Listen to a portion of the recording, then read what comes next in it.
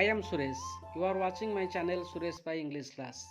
In this class, we will discuss an interesting topic, that is the Solitary Reaper. It is written by William Wordsworth. Let's get started. Details of discussion. In this episode, we will cover the chapter entirely. We will discuss about the poet, the background of the poem, notes and a glossary, stanza-wise meaning. Come to about the poet.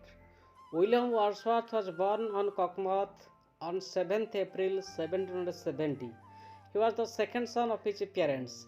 He spent much of his boyhood among the shepherds of his native country. These early surroundings had a profound impact on him. Later, he is called as the lover poet of nature. He died on 23rd April 850. Then, background of the poem.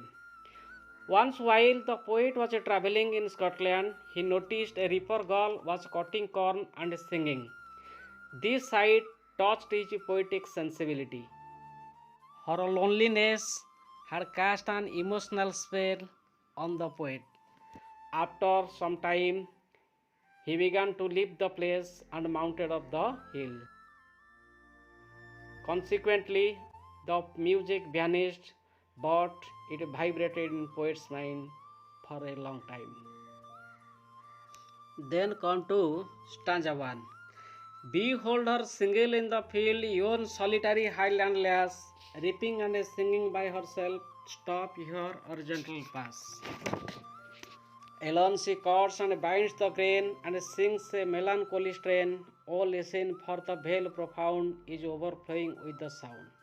Okay, come to the difficult words.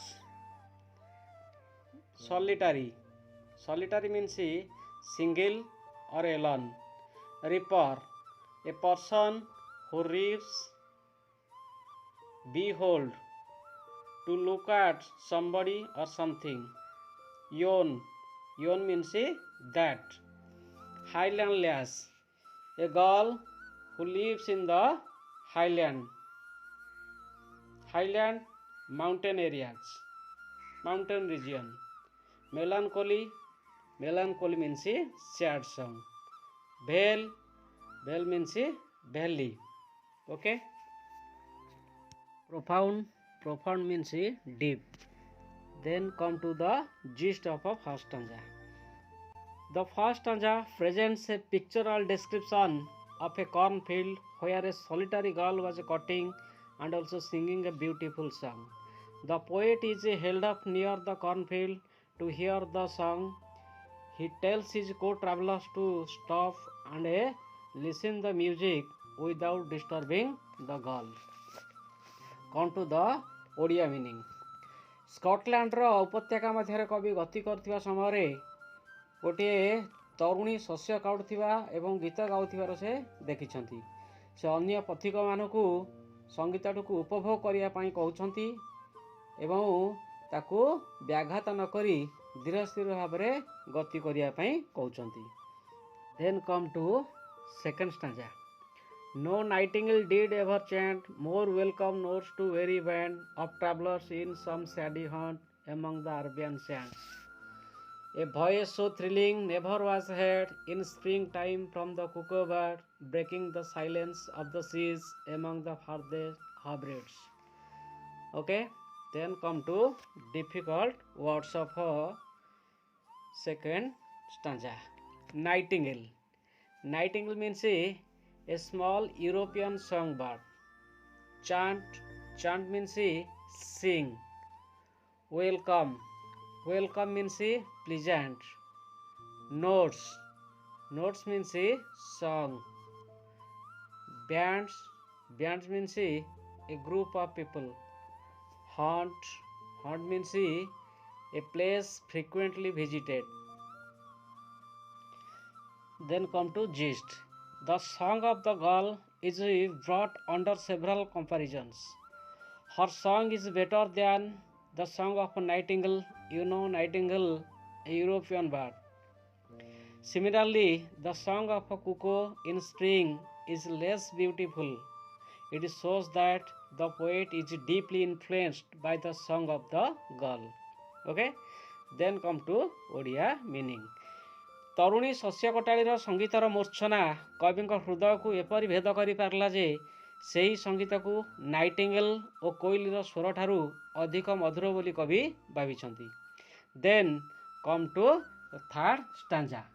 Okay, will no one tell me what she sings? Perhaps the plaintive number flows for old unhappy far off things and battles long ago.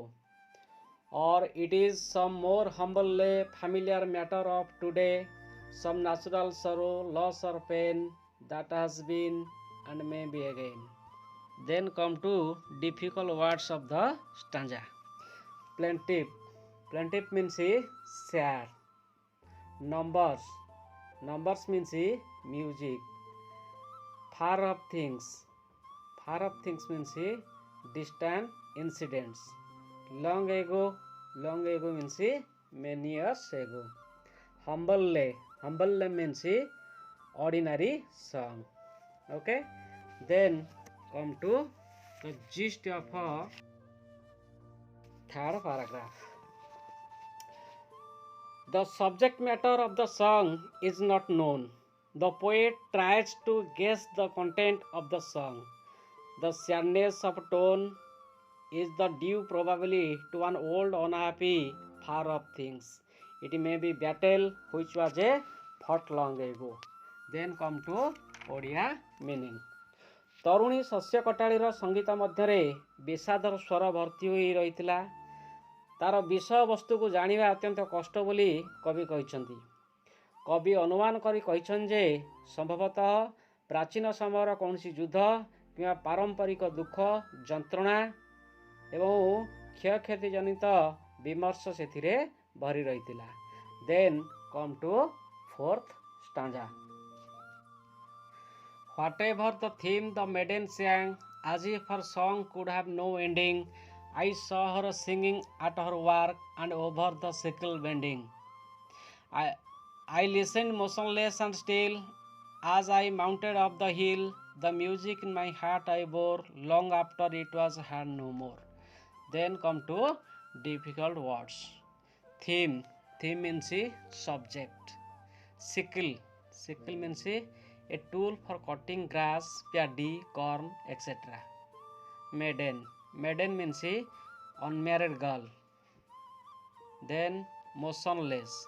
Motionless means without moving. Okay.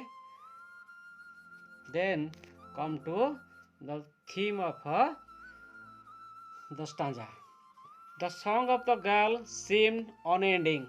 The poet could not avoid the influence of the song. He stood motionless and enjoyed the song wholeheartedly. It became inaudible when he mounted off. It left an everlasting impact in his mind. Then Odia meaning.